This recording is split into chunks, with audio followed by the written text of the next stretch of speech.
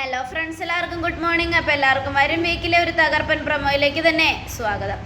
അങ്ങനെ നമ്മുടെ കിഷോർ ആകെ ടെൻഷനായിട്ടിരിക്കുകയാണ്. അവർണിക പറഞ്ഞ കാര്യങ്ങളൊക്കെ കേട്ട്, എടാ കിച്ചു, മര്യാദയ്ക്ക് അല്ലെങ്കിൽ എല്ലാം എൻ്റെ പേർക്ക് തന്നെ ആക്കിയിട്ട് നിന്നെ ഇവിടെ നിന്ന് കെട്ടിക്കാൻ എനിക്കറിയാം. മിണ്ടാതെ അടങ്ങി ഒതുങ്ങി ഒരു മൂലക്ക് ഇരുന്നില്ലെങ്കിൽ എൻ്റെ ഡാഡിയോട് ഞാനെല്ലാം പറഞ്ഞ് പിന്നെ എല്ലാം പറയേണ്ട ആവശ്യം എനിക്ക് ഡാഡിയോട് ഉണ്ടാവില്ല. ഒന്നാമത്തെ കാര്യം പറയുമ്പോൾ തന്നെ എൻ്റെ ഡാഡി നിന്നെ കൊന്നിരിക്കും. അതുകൊണ്ട് കൂടുതൽ അഹങ്കരിക്കല്ലേ മോനെ. പണത്തിൻ്റെ മേലെ നീ പറഞ്ഞാലേ ഉറപ്പായിട്ടും നിൻ്റെ ചിറക് വെട്ടിയൊടിക്കാൻ എൻ്റെ ഡാഡിക്ക് അറിയാം, എനിക്കും അറിയാം എന്നും പറഞ്ഞ് അവർണിക കയറിപ്പോകുന്നത് കണ്ടതും സരോജിനി, എന്തായടാ മക്കളെ, അവളോട് പറഞ്ഞോ? അവളെ ഭീഷണിപ്പെടുത്തിയോ? ഇനി ആജാസുമായിട്ട് ചുറ്റിക്കറങ്ങരുന്ന് അവളോട് നീ പറഞ്ഞോ? അവർ തമ്മിലുള്ളത് ഫ്രണ്ട്ഷിപ്പ് അമ്മേ, അല്ലാതെ നമ്മൾ വിചാരിക്കുന്ന പോലെ തെറ്റായിട്ടൊന്നുമില്ല. അങ്ങനെയല്ലല്ലോ നമ്മൾ കണ്ടത്. അവിടെ നിന്ന് അവളവനെ കെട്ടിപ്പിടിക്കുമായിരുന്നില്ലേ? അതൊക്കെ നീ കണ്ടില്ലടാ. എന്താ, ഫ്രണ്ട്സ് ആണെങ്കിലും കെട്ടിപ്പിടിക്കില്ലേ? എനിക്കും ഒരുപാട് ഫ്രണ്ട്സൊക്കെ ഉണ്ടായിട്ടുണ്ട്. ഇത്തിരി സന്തോഷം വരുമ്പോൾ ഞങ്ങളും കെട്ടിപ്പിടിച്ചിട്ടൊക്കെ ഉണ്ട്. അത് ഇത്ര വലിയ തെറ്റാണോ എന്നൊക്കെ ചോദിക്കുക. എടാ മക്കളെ, ഒരാണ് പെണ്ണിനെ കെട്ടിപ്പിടിക്കുന്നത് പോലെയല്ല ഒരു പെണ്ണ് ആണിനെ കെട്ടിപ്പിടിക്കുന്നത്. ഇത് അവൻ കെട്ടിപ്പിടിച്ചില്ലെങ്കിലും അവൾ പോയി കെട്ടിപ്പിടിക്കുമായിരുന്നു. അതുകൊണ്ടാണ് ഞാൻ പറഞ്ഞത്. അമ്മേ, വെറുതെ ഓരോന്ന് പറഞ്ഞേ, അങ്ങനെ അവളെ എന്നെയും തമ്മിൽ പ്രശ്നം ഉണ്ടാക്കിക്കരുത്. അങ്ങനെ അവൾക്ക് പ്രശ്നങ്ങളൊന്നുമില്ല, അവളുടെ മനസ്സിൽ ആരുമില്ല, ഞാൻ മാത്രമേ ഉള്ളൂ എന്നൊക്കെ പറഞ്ഞ് അവിടെ ഇരുന്ന് എഴുതിക്കൊണ്ടിരിക്കുക, ലാപ്ടോപ്പിൽ നോക്കിക്കൊണ്ടിരിക്കുക. ഈ സമയം ഇവനിതെന്താ പറ്റിയേ? സ്വന്തം ഭാര്യ ഒരുത്തൻ്റെ പിന്നാലെ പോകുന്നത് കണ്ടിട്ടും ഒന്നും മിണ്ടാതെ നിൽക്കുക. ഈ സമയം അവർണിക, ഞാൻ അവിടെ നിന്ന് അജാസിനോടൊപ്പം സംസാരിക്കുന്നത് കണ്ടിട്ട് സഹിക്കാൻ വയ്യാതെയാ അവൻ എൻ്റെ മുൻപിൽ വന്നെന്ന് പറഞ്ഞത്. വിട്ടുകൊടുക്കില്ല ഞാൻ. എൻ്റെ ഡാഡി സമ്പാദിച്ചതൊന്നും അവന് ഞാൻ വിട്ടുകൊടുക്കില്ല. അത് മുഴുവനും എൻ്റെ കുഞ്ഞിനുള്ളതാ, എനിക്ക് ജനിക്കാൻ പോകുന്ന എൻ്റെ കുഞ്ഞിനുള്ളത്. അങ്ങനെയുള്ളപ്പോൾ ഒരിക്കലും ഞാനത് വിട്ടു കൊടുക്കില്ല. അങ്ങ് അവരെ പോലെ ഒരു ഫ്രോഡിന് ഈ പണം കൊടുക്കാൻ അർഹിക്കുന്നില്ല എന്നൊക്കെ പറഞ്ഞുകൊണ്ട് അവർണിക ദേഷ്യപ്പെട്ടിങ്ങനെ ഇരിക്കുകയാണ്. ഈ സമയം പിന്നീട് കാണിക്കുന്നത് നമ്മുടെ ഗീതുവിനെയാണ്. ഗീതു ഇങ്ങനെ ഓരോന്നിങ്ങനെ ആലോചിച്ചുകൊണ്ടിരിക്കുക. ഷോ, എന്തൊരു കഷ്ടമാണ്. എന്നാലും മനസ്സിലെ ഇഷ്ടം കണ്ണേട്ടനോട് തുറന്നു പറയാൻ പറ്റുന്നില്ലല്ലോ. കണ്ണേട്ടൻ്റെ മനസ്സ് നിറയെ ഇഷ്ടമുണ്ട്, അതിങ്ങോട്ട് ആദ്യം തുറന്നു പറയാൻ കഴിയുന്നില്ല. ഇനിയിപ്പോൾ കണ്ണേട്ടനെ പറഞ്ഞിട്ടും കാര്യമില്ല. കണ്ണേട്ടനെ എന്നെ പോലെ തന്നെ ചിന്തിക്കുവാണെങ്കിലോ, ഞാൻ ആദ്യം പറയട്ടെ എന്ന് വിചാരിച്ചിരിക്കുവാണെങ്കിലോ, അതുകൊണ്ട് നോക്കാം, കാത്തിരിക്കാം എന്നൊക്കെ പറഞ്ഞ് ഗീതു ഇങ്ങനെ ആലോചിച്ചുകൊണ്ടിരിക്കുക. എന്തായാലും അദ്ദേഹത്തെ കാണുന്നില്ലല്ലോ, നേരം കുറയായി, ഇത്ര നേരമായിട്ടും എവിടെയാണ് പോയത് എന്നൊക്കെ ആലോചിച്ചുകൊണ്ടിരിക്കുമ്പോൾ ഗീതുവിന് വെളിയിലേക്ക് ഇറങ്ങി നിൽക്കാൻ തോന്നി. അപ്പോൾ വെളിയിലേക്ക് ഇറങ്ങി നിന്നപ്പോൾ ഗീതു ആ കാഴ്ച കണ്ട് ഞെട്ടുക. അതെ, മൂക്കറ്റം കുടിച്ച് ഗോവിന്ദ് ഇങ്ങനെ ഇരിക്കുക. ഈശ്വര, ഇങ്ങനെ ഇവിടെ ഉണ്ടായിരുന്നോ? മൂക്കറ്റം കുടിച്ചുകൊണ്ട് ഇങ്ങനെ എന്താ ഇവിടെ ചെയ്യുന്നേ? ഞാനിത് കണ്ടില്ലല്ലോ, വല്ലാത്തൊരു കഷ്ടം തന്നെ എന്നൊക്കെ പറഞ്ഞുകൊണ്ട് നമ്മുടെ ഗീതു താഴേക്ക് ഇറങ്ങി ചെല്ലുക. കണ്ണേട്ടാ, എന്താ ഈ കാണിക്കുന്ന കണ്ണേട്ടാ? എന്തിനാ ഇങ്ങനെ കുടിച്ചത് എന്നും ചോദിക്കണം. ഞാൻ ഇനി മറച്ചു വെച്ചിട്ട് കാര്യമില്ല ഗീതു, എൻ്റെ മനസ്സിൽ പല കാര്യങ്ങളും ഉണ്ട്. അതൊക്കെ നിന്നോട് പറയാമെന്ന് കരുതുമ്പോൾ നീ അത് പറയാൻ സമ്മതിക്കുന്നില്ല, അത് പറയാനൊരു അവസരം കിട്ടുന്നില്ല. അതുകൊണ്ട് മൂക്കറ്റം കുടിച്ചതാ. കുടിച്ചു കഴിഞ്ഞാൽ ഉറപ്പായിട്ടും എനിക്ക് ഈ കാര്യം നിന്നോട് തുറന്നു പറയാമല്ലോ. അപ്പോൾ ഗീതു ആലോചിക്കുക, എന്ത് കാര്യമാണ് കണ്ണേട്ടിന് എന്നോട് തുറന്നു പറയാനുള്ളത്? എന്താണെങ്കിലും പറ കണ്ണേട്ട എന്നൊക്കെ പറയാണ്. ഗീതു, നീ എൻ്റെ മനസ്സിലെ മായാ ഗീതുവാണ്, മായാ ഗീതു എന്നും ഗോവിന്ദ്. അത് കേട്ടതും, എന്ത് മായാ ഗീതുവോ? മൂക്കറ്റം കുടിച്ചതും പോരാ, ഇപ്പം എൻ്റെ പേര് മാറ്റി വിളിക്കുകയാണോ മായ? ആരാടോ നിങ്ങളുടെ മായ? അത് കേട്ടതും, അയ്യോ, മായ എന്ന് ഉദ്ദേശിച്ചത് നിന്നെയാ ഗീതു, നിന്നെ.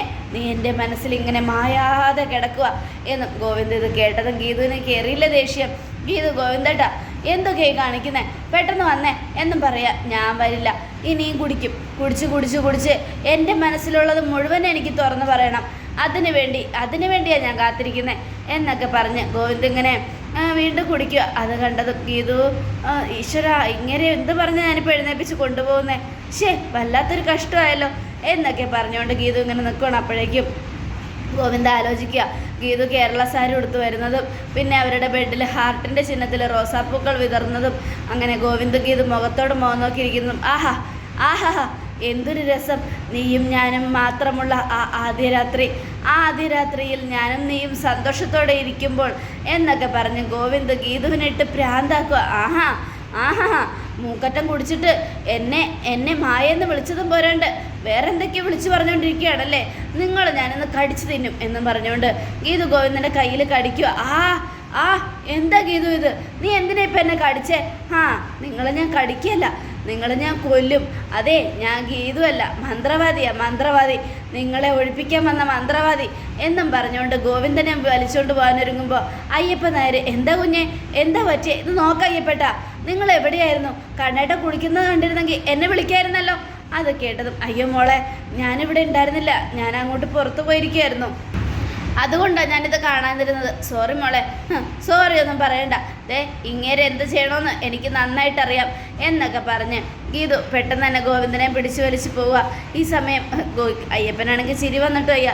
ഗീതു എന്നെ വിട്, ഗീതു എന്നെ വിടില്ല, നിങ്ങളെ ഞാൻ വിടില്ല, വാ ഇങ്ങോട്ട് എന്നും പറഞ്ഞ് ഗീതു വലിച്ചുകൊണ്ട് പോയി മുറിയിലെത്തിയതും ഗോവിന്ദ് ഗീതുവിനോട്, അല്ല നീ എന്തിനാ എന്നെ വലിച്ചുകൊണ്ട് വന്നേ? ഞാൻ നിന്നോട് എന്ത് തെറ്റാ ചെയ്തത്? ഒരു തെറ്റും ചെയ്തില്ല അല്ലേ? ഇല്ല ഗീതു, ഞാൻ ഇത്തിരി കുടിച്ചു, അത് ഇത്ര വലിയ തെറ്റാണോ? ഇനി ഒരിക്കലും കുടിക്കില്ല എന്ന് നിങ്ങളെനിക്ക് വാക്ക് തന്നല്ലേ? ആണ്, പക്ഷേ മനസ്സിനെ നിയന്ത്രിക്കാൻ പറ്റുന്നില്ല. ചില കാര്യങ്ങൾ മനസ്സിലടക്കി വെച്ചാൽ ഹൃദയവേദന എടുത്ത് നെഞ്ചുപൊട്ടി മരിക്കുമെന്നൊക്കെ കേട്ടിട്ടില്ലേ? അതുപോലൊരവസ്ഥ എനിക്ക്. എൻ്റെ മനസ്സിൻ്റെ ഉള്ളിലൊരു വലിയ കാര്യമുണ്ട്. ആ കാര്യം നിന്നോട് തുറന്നു പറയാതെ എൻ്റെ മനസ്സിൽ ഭയങ്കര വേദനയായിരുന്നു. അത് ഞാൻ തുറന്നു പറഞ്ഞില്ലായിരുന്നെങ്കിൽ എൻ്റെ ഹൃദയം പൊട്ടിപ്പോവുമായിരുന്നു. അത് പൊട്ടിപ്പോവാതിരിക്കാൻ വേണ്ടിയാണ് ഞാൻ കുടിച്ചത്. അത് ധൈര്യത്തോടെ നിൻ്റെ മുഖത്ത് നോക്കി പറയാൻ വേണ്ടിയാണ് ഞാൻ കുടിച്ചത്. അയ്യേടാ, അങ്ങനെ ഇപ്പം എൻ്റെ പേരും പറഞ്ഞ് നിങ്ങൾ നുണ പറഞ്ഞ് കുടിക്കണ്ട. നിങ്ങളുടെ മനസ്സിലിപ്പോൾ എന്താണെന്നൊക്കെ എനിക്ക് മനസ്സിലായി. എന്തെങ്കിലും കള്ളം പറഞ്ഞ് മൂക്കറ്റം കുടിക്കണം, അതല്ലേ നിങ്ങളുടെ മനസ്സിൽ? വിടില്ല നിങ്ങളെ ഞാൻ വിടില്ല. മര്യാദയ്ക്ക് ഇങ്ങോട്ട് വാ. ഗീതു, നീ ബാത്റൂമിൻ്റെ അടുത്തേക്ക് എന്തിനാ പോകുന്നേ? അവിടെ കൊണ്ടുപോയി എന്നെ എന്താ ചെയ്യാൻ പോകുന്നേ? എന്താ ചെയ്യാൻ പോകുന്നതെന്ന് നിങ്ങൾ കണ്ടോ എന്നും പറഞ്ഞ് ഗോവിന്ദനെ പിടിച്ച് വലിക്കുക. ഞാൻ വരില്ല, ബാത്റൂമിൻ്റെ ഉള്ളിലേക്ക് ഞാൻ വരില്ല, എനിക്ക് തണുക്കും. തണുക്കൊന്നുമില്ല, ഇങ്ങോട്ട് വാ. ഇന്ന് നിങ്ങൾ ഇത്രയും കുടിച്ചതിന് ഒരു 5-6 കുടം വെള്ളം എടുത്ത് നിങ്ങളുടെ തലവഴി ഞാൻ ഒഴിക്കും, കണ്ടോ? എന്തിന്? അതൊക്കെ ഒഴിക്കും, നിങ്ങൾ കണ്ടോ? നിങ്ങൾ എന്തിനാ ഇത്രയും കള്ളു കുടിച്ചത്? മര്യാദക്ക് ഇരുന്നില്ലെങ്കിൽ എൻ്റെ സ്വഭാവം മാറും. മര്യാദയ്ക്ക് എന്നൊക്കെ പറഞ്ഞ് ഗീതു വഴക്ക് പറഞ്ഞ് ഗോവിന്ദനെ ബാത്റൂമിൻ്റെ ഉള്ളിലേക്ക് വലിച്ചു കയറ്റുക. ഈ സമയം അയ്യപ്പൻ നരീശ്വര, ഗീതു കുഞ്ഞ് നല്ല ദേഷ്യത്തിലാണ് പോയിരിക്കുന്നത്. ഇനി ദേഷ്യം മുഴുവനും ഗോവിന്ദ കുഞ്ഞിനോട് കാണിക്കോ? ഗോവിന്ദനോട് എത്ര കുടിക്കരുതെന്ന് പറഞ്ഞാലും കുഞ്ഞു കുടിക്കും, അതാ പാട് എന്നൊക്കെ പറയുമ്പോഴേക്ക് രാധികാമ്മ വരിക. എന്താ അയ്യപ്പൻ നായരെ, എന്താ ഇവിടെ നിന്ന് ആലോചിക്കുന്നേ? രാധികാമ്മേ, ദേ ഗോവിന്ദ് ഇവിടെ നിന്ന് ഭയങ്കര കുടിയായിരുന്നു, കുടിച്ചൊരു വഴിയായി. ആ സമയത്ത് ഗോവിന്ദനെയും വലിച്ചുകൊണ്ട് ഗീതു തൻ്റെ മുറിയിലേക്ക് പോയി. അതിനെക്കുറിച്ച് ആലോചിച്ചുകൊണ്ട് നിൽക്കുമായിരുന്നു. എന്തിനാ അവൾ എൻ്റെ മോനെ വലിച്ചുകൊണ്ട് പോയത്? അതൊന്നും എനിക്കറിയില്ല. ഇന്നത്തെ ദിവസം ഗോവിന്ദ് കുഞ്ഞിന് നന്നായിട്ട് കിട്ടുമെന്നുള്ള കാര്യം ഉറപ്പാണ്. ഗീതു പാവം, ആ കൊച്ച് ഒരുപാട് ആഗ്രഹിച്ചതാ ഗോവിന്ദനെ ഒരിക്കലും കുടിക്കരുതെന്ന്. പക്ഷെ വീണ്ടും കുടിച്ചാൽ പിന്നെ എന്ത് ചെയ്യാൻ പറ്റും? അതുകൊണ്ട് തന്നെയാണ് അവിടെ ഇതേ വലിച്ചുകൊണ്ട് പോയിരിക്കുന്നത്. ഇനി എന്തൊക്കെ സംഭവിക്കുമോ ആവോ? അത് കേട്ടതും, ഈശ്വര, അവളെൻ്റെ കണ്ണനെ എന്തെങ്കിലും ചെയ്യോ? അങ്ങനെ എന്തെങ്കിലും ചെയ്താൽ ഞാൻ അവളെ വെറുതെ വിടില്ല. ഓരോ വീഡിയോസുകൾ കാണിച്ച് അവളെന്നെ ഭീഷണിപ്പെടുത്തുന്നത് ഞാൻ ഇതോടുകൂടെ അവസാനിപ്പിക്കും. അപ്പോഴേക്ക് വരുൺ, എന്താമ്മേ, എന്താ ആലോചിക്കുന്നേ? ഒന്നും പറയണ്ടടാ, കണ്ണനെയും വിളിച്ചോണ്ടാ ഗീതു മുറിയിലേക്ക് പോയിട്ടുണ്ടെന്നാ പറഞ്ഞേ.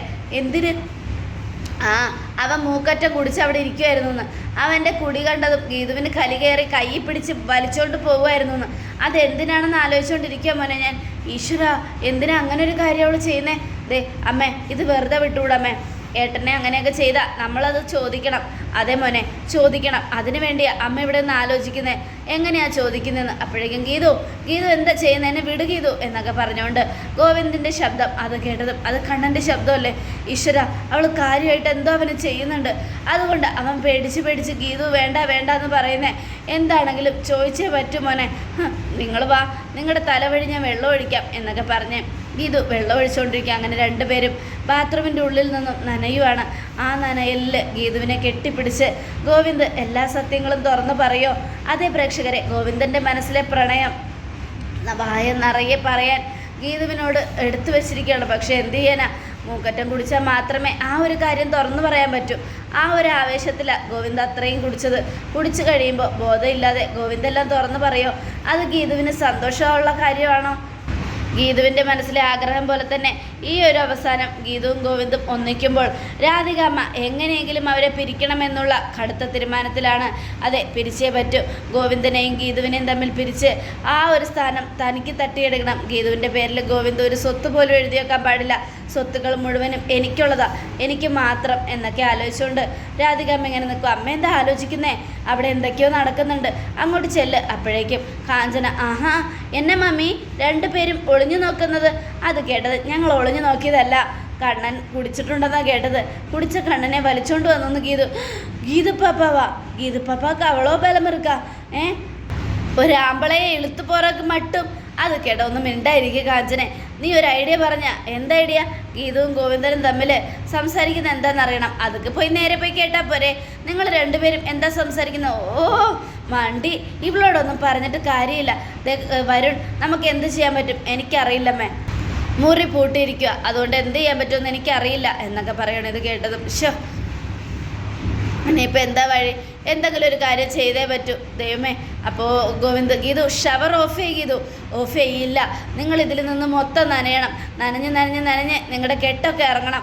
അപ്പോഴേക്ക് രാധിക, എൻ്റെ മോനെ നനയ്ക്കാനുള്ള പരിപാടിയാണ്. അങ്ങനെ എൻ്റെ മോനെ നേരം വെളുക്കുന്നവരെ അവൾ വെള്ളത്തിൽ നിർത്തിച്ച് അവനെ പനി പിടിപ്പിക്കാനുള്ള പരിപാടിയാണ്.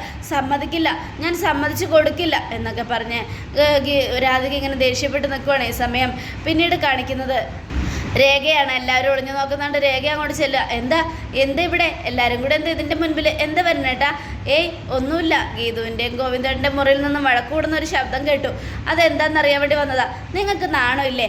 മറ്റുള്ളവർ വഴക്കൂടുന്നൊക്കെ ഒളിഞ്ഞൊന്ന് കേൾക്കാൻ വേണ്ടി വരുവാണോ നിങ്ങൾ? മര്യാദയ്ക്ക് പോകാൻ നോക്ക്. ഷെടാ, ഇവിടെ ഭാര്യ ഭർത്താക്കന്മാരായിട്ട് ജീവിക്കുന്നവർക്കൊന്നും ഒരു സമാധാനം ഇല്ലല്ലോ. എല്ലാം ഒളിഞ്ഞു കേൾക്കാൻ ഓരോരുത്തർ വീടിൻ്റെ വാതിക്കൽ വന്ന് നിൽക്കുക. പ്രത്യേകിച്ച് കാഞ്ചന, അയ്യോ നാനൊന്നും പണല്ല മമ്മി, എനക്ക് തിരിയത് എന്നൊക്കെ പറഞ്ഞുകൊണ്ട് കാഞ്ചന, അതെ രേഖ പാപ്പ, ഞാൻ നിരപരാധിയാ. ഞാനിതിലെ വന്നപ്പോൾ കാഞ്ചന മാമി രാധിക മാമി എന്നെ വിളിച്ചത്.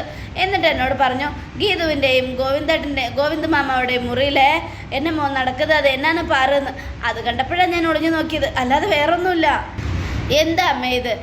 എന്തിനാ ഇങ്ങനെ ഒളിഞ്ഞു നോക്കുന്നേ? അമ്മയുടെ മോനും മരുമോളും അല്ലേ അത്? അവർ വർത്തമാനം പറയുന്ന ഒളിഞ്ഞു കേൾക്കുന്നത് നല്ലതാണോ? നാണക്കേടല്ലേ അമ്മേ എന്നൊക്കെ പറയുകയാണ്. അത് കേട്ടതും ഞാൻ ഒളിഞ്ഞു നോക്കിയിട്ടൊന്നുമില്ല രേഖ, അവർ തമ്മിൽ വഴക്കാണെന്ന് തോന്നി. ആ വഴക്ക് മാറ്റാനായിട്ടാണ് ഞാൻ ഇങ്ങോട്ട് വന്നത്. അല്ലാതെ അവരെന്ത് സംസാരിക്കുന്നൊന്നും ഒളിഞ്ഞൊന്നും കേൾക്കേണ്ട ആവശ്യം എനിക്കില്ലല്ലോ എന്നൊക്കെ പറഞ്ഞ് രാധിക ഒഴിഞ്ഞു മാറുക. ഈ സമയം നമ്മുടെ രാധിക പോയി കഴിഞ്ഞതും രേഖ കാഞ്ചന നീ മര്യാദ പോ. അപ്പോൾ കാഞ്ചനയും പോയി. അപ്പോൾ വരുണിനോട് വരണേട്ടാ വന്നേ മുറിയിലേക്ക് പോവാം എന്നും പറഞ്ഞുകൊണ്ട് വരുണിനെയും വിളിച്ചുകൊണ്ട് പോവുക. അങ്ങനെ എല്ലാവരും പോയി കഴിഞ്ഞു. അപ്പോൾ രാധിക ഇരുന്ന് ആലോചിക്കുകയാണ്, ഈശ്വര എന്തൊക്കെ ഞാൻ പറയുന്നുണ്ടെങ്കിലും എന്തൊക്കെ ചെയ്യുന്നുണ്ടെങ്കിലും ആ അനാർക്കലി അവൾ എന്തിനാ എന്നെ വിളിച്ചത്? എന്നെ ഇന്ന് കാണണമെന്നല്ലേ പറഞ്ഞിരിക്കുന്നത്? അതെ, അങ്ങനെ കാണണമെങ്കിൽ എന്തെങ്കിലും ഒരു പ്രശ്നം ഉണ്ടാവും. ഈശ്വര, അവളുടെ ജീവിതം തകർത്തത് ഞാനാണെന്നും അതുകൊണ്ട് അവൾ കിടക്കുന്ന അതേ ജയിലിൽ എന്നെയും കിടത്തുമെന്നൊക്കെ അവൾ വെല്ലുവിളിച്ചിരിക്കുന്നത്. ഞാനും ഭദ്രനും ചേർന്നാണ് അവളെ ആ അവസ്ഥയിലാക്കിയതെന്നും അവൾ പറഞ്ഞു. എന്താ ചെയ്യേണ്ടതെന്ന് ഓർത്തിട്ട് ഒരു പിടിയും കിട്ടുന്നില്ലല്ലോ ഈശ്വര, വല്ലാത്തൊരു കഷ്ടം തന്നെ. എന്താ ഇപ്പം ഞാൻ ചെയ്യുക? നാളെ പോയി അവളെ കാണാതെ വേറെ വഴിയില്ല എന്നൊക്കെ ആലോചിച്ചുകൊണ്ട് രാധിക. ഈ സമയം ഭദ്രൻ, എൻ്റെ ഈശ്വരന്മാരെ, എന്തിനായിരിക്കും അവൾ എന്നെ കാണണമെന്ന് പറഞ്ഞത്? എല്ലാവരും എല്ലാ ടെൻഷനിലിരിക്കുമ്പോൾ എനിക്ക് ഈ ഒരു ടെൻഷനാണല്ലോ കടന്നു വരുന്നത്. എന്ത് ചെയ്യണമെന്ന് ഓർത്തിട്ട് ഒരു പിടിയും കിട്ടുന്നില്ലല്ലോ എന്നൊക്കെ ആലോചിച്ചുകൊണ്ട് നിൽക്കുക. അപ്പോഴേക്കും ഭദ്രനോട് വിനോദ് ചോദിക്കുക, എന്താ വെച്ചാൽ എന്ത് പറ്റി? ഏയ് ഒന്നുമില്ലട മക്കളെ, അമ്മയെ ഡിസ്ചാർജ് ചെയ്യുന്ന കാര്യം ആലോചിക്കുമായിരുന്നു. ഡോക്ടർ പറഞ്ഞില്ല അച്ഛാ, 2-3 ദിവസം കൂടെ അമ്മ ഇവിടെ കിടക്കട്ടെ എന്ന്. അമ്മ ഇവിടെ കിടക്കട്ടെ, അമ്മയുടെ അസുഖം ഭേദമാകുമ്പോൾ നമുക്ക് അമ്മയെ കൂട്ടിക്കൊണ്ടുപോകാം. എൻ്റെ മോനെ, കാശൊന്നും വെറുതെ കിട്ടുന്നതല്ല. നിൻ്റെ അമ്മയെ ഇവിടെ കിടത്തിയിട്ട് അവസാനം ഒന്നും അടക്കാൻ പറ്റാണ്ടി വരുമെന്ന് എൻ്റെ പേടി. അങ്ങനെയൊന്നും സംഭവിക്കില്ല. അതൊക്കെ ഗോവിന്ദേട്ടൻ അടച്ചോളാന്ന് പറഞ്ഞിട്ടില്ലേ? പിന്നെ എന്തിനാ അച്ഛൻ ഇത്ര ടെൻഷൻ അടിക്കുന്നത്? അച്ഛന് ഇവിടെ നിൽക്കാൻ ബുദ്ധിമുട്ടാണെങ്കിൽ അച്ഛൻ പോയിക്കോ. ഹാവു, ഇതാ പറ്റിയ അവസരം. ഇവിടെ നിന്ന് മാറിയാലേ അനാർക്കലിയെ കാണാൻ പറ്റൂ. അതുകൊണ്ട് ചോദിക്കാം. എന്നാ മോനെ, അച്ഛൻ നാളെ ഒന്ന് വീട് വരെ പോയിട്ട് വരട്ടെ. അച്ഛൻ എങ്ങോട്ടെങ്കിലും വെറുതെ അമ്മയെ കുറ്റപ്പെടുത്തി ഇവിടെ നിൽക്കുന്നതിനേക്കാൾ നല്ലതാ. എന്നാൽ ശരി മോനെ, സമാധാനമായി. എന്നാലും മോൻ്റെ അമ്മയ്ക്ക് ഇങ്ങനൊരവസ്ഥ വന്നെന്ന് ഓർക്കുമ്പോൾ അച്ഛന് നല്ല സങ്കടം ഉണ്ടടാ. എന്ത് ചെയ്യാനാ, എല്ലാം സഹിച്ചല്ലേ പറ്റൂ. അറിയാച്ചാ, എനിക്കറിയാം. എന്തായാലും അച്ഛൻ്റെ വിഷമമൊക്കെ മാറും. അമ്മയ്ക്ക് അസുഖങ്ങളൊക്കെ മാറി നമുക്ക് വീട്ടിലേക്ക് തിരിച്ചുപോയി പഴയതുപോലെ സന്തോഷത്തോടെ ജീവിക്കാം. എന്തായാലും ഇനി അതിനു വേണ്ടിയുള്ള കാത്തിരിപ്പാണ്. അതേ മോനെ, അച്ഛനാണെങ്കിൽ ഇവിടെ ഇരുന്നിരുന്ന് ബോറടിക്കുക. അതുകൊണ്ട് അച്ഛൻ ചോദിച്ചതൊന്ന് വീട്ടിലേക്ക് പോയിക്കോട്ടെ എന്ന്. അതിനെന്താ, അച്ഛൻ പോയിട്ട് വാ, ഞാൻ അമ്മയെ നോക്കിക്കോളാം. പ്രിയ എന്നെ പ്രത്യേകം ഏൽപ്പിച്ചിരിക്കുക, അമ്മയ്ക്ക് ഒരാപത്ത് സംഭവിക്കാൻ പാടില്ലെന്ന്. പിന്നെ ഗീതു വെച്ചിയും. അങ്ങനെയുള്ളപ്പോൾ എല്ലാവരും കൂടെ അമ്മയെ നന്നായിട്ട് നോക്കണ്ടേ? അതുകൊണ്ട് ഞാൻ നോക്കിക്കോളാം. അവർ വരുന്നത് വരെ എനിക്കിവിടെ എൻ്റെ അമ്മയ്ക്ക് കാവലായിരിക്കണം. ഫ്രഷ് ആവാനാകുമ്പോഴേക്കും അവർ വരും. അത് കഴിയുമ്പോൾ ഞാൻ പോയി ഫ്രഷ് ആയിക്കോളാം എന്നൊക്കെ പറഞ്ഞ് നമ്മുടെ വിനോദ് ഇങ്ങനെ നിൽക്കുക സങ്കടത്തോടെ. ഈ സമയം ഭദ്രൻ എങ്ങനെയെങ്കിലും നാളെ ഇവിടുന്ന് തടി തപ്പി അനാർക്കലിയെ പോയി കാണണം. എന്നിട്ട് അവിടെ നടന്ന കാര്യങ്ങളൊക്കെ എന്തിനാണ് എന്നെ വിളിച്ച് പറയുന്നതെന്ന് അവളുടെ മുഖത്ത് നോക്കി ചോദിക്കണം എന്നും പറഞ്ഞ് നിൽക്കുവാണ് ഭദ്രൻ. അപ്പോൾ ഇതും ഇതിനേക്കാൾ തകർപ്പൻ വിശേഷമാണ് നടക്കാമെന്ന് എല്ലാവരും കാത്തിരിക്കുക. എല്ലാവർക്കും ഒരിക്കൽ കൂടെ നല്ലൊരു ശുഭദിനം തന്നെ ആയിക്കോട്ടെ. Thank you friends.